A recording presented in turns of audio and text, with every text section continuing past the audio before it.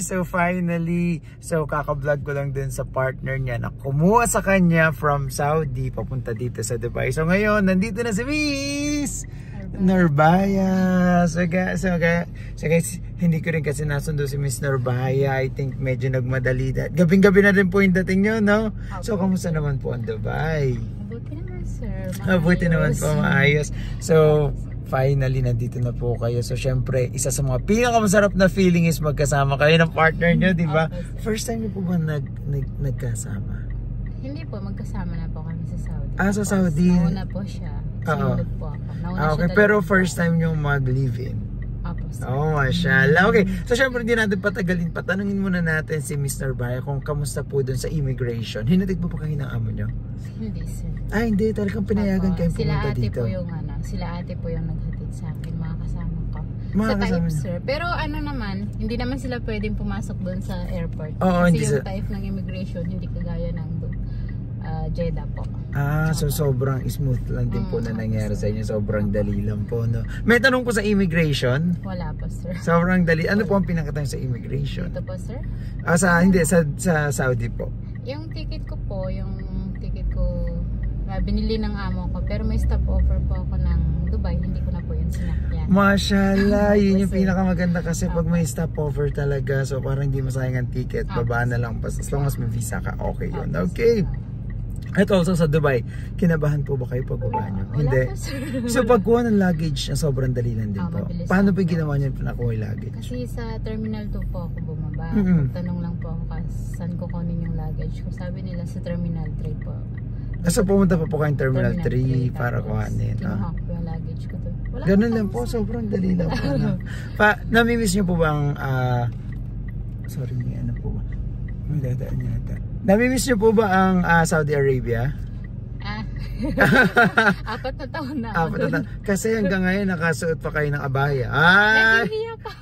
Nahihiya pa kayo? Nag-a-adjust pa kayo dito? Nahihiya pa ako lumabas ng naka-shorts, ganun. Pero hindi naman kayo Muslim. Muslim po. Muslim kayo. Pero syempre, kasi doon sa Saudi talaga nakasuot. Dito kahit hindi ka naman nakasuot ng ganyan, okay lang. So choice mo rin, Opo, choice ko to, sir.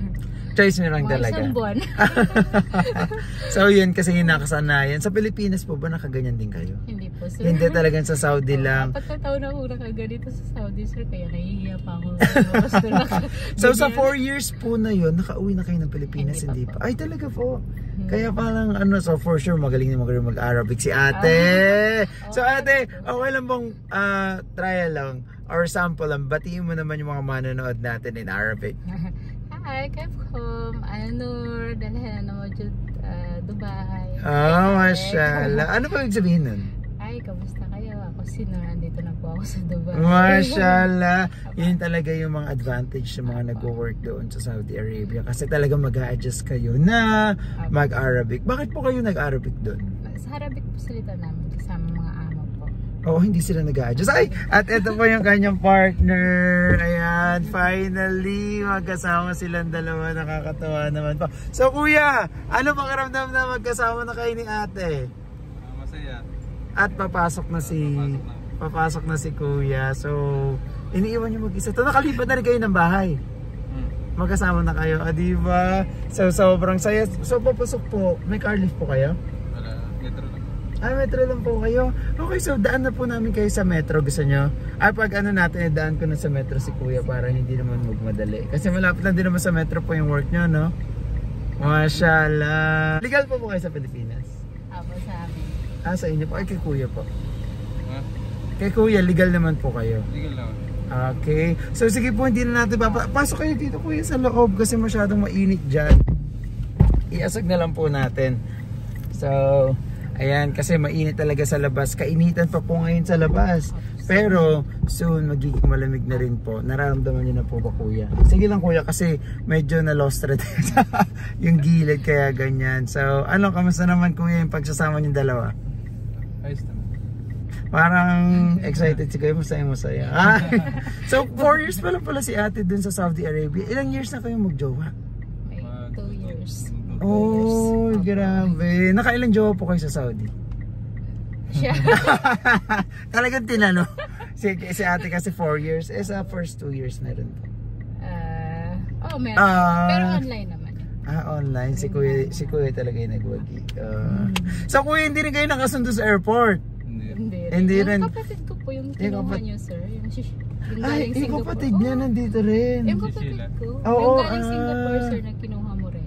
Grabe. Iba talaga dito sa Dubai. So sobrang daming gustong pumunta talaga, mag-work and everything. So guys, ulitin ko, hindi kami nagbibigay ng work, pero kadalasan talaga gusto nila mag-tourist dito, mag-try. Kasi I think sa buong mundo, Dubai ang pinakamadaling mag-tourist pagkatapos maghanap talaga ng trabaho. Kasi medyo mahirap talaga siguro kung uwi ka ng Pinas. Ba't di nyo po naisip na umuwi ng Pinas?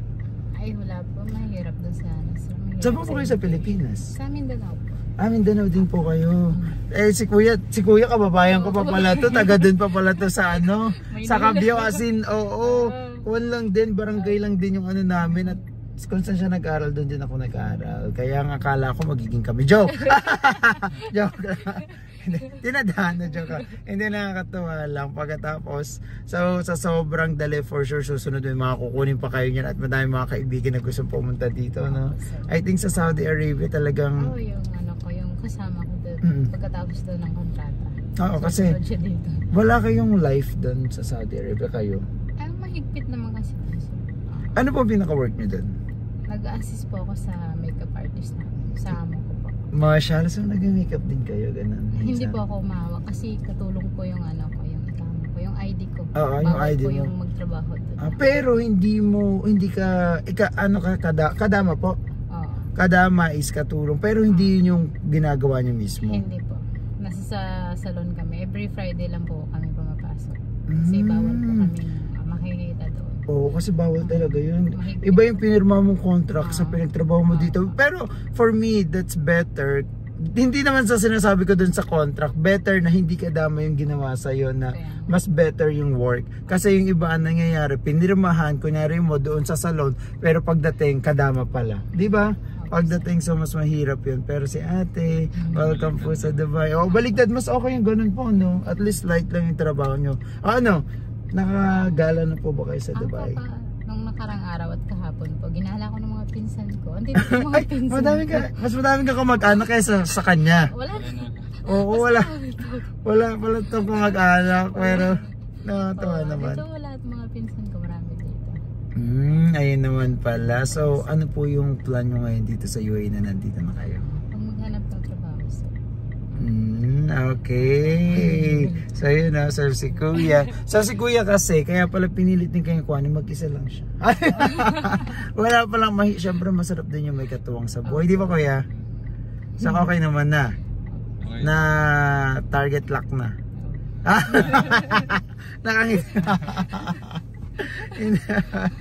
So yun, nakakatawa lang po. Tapos maraming salamat po sa tiwala nyo. At sa mga susunod pa po, kahit mga kaibigan, kung sino man po yung kukuhanin natin, let me know. Nadaan lang pala ako dito kasi nga si ate, ayan, hindi ko na-pick up pagkatapos. Okay lang po.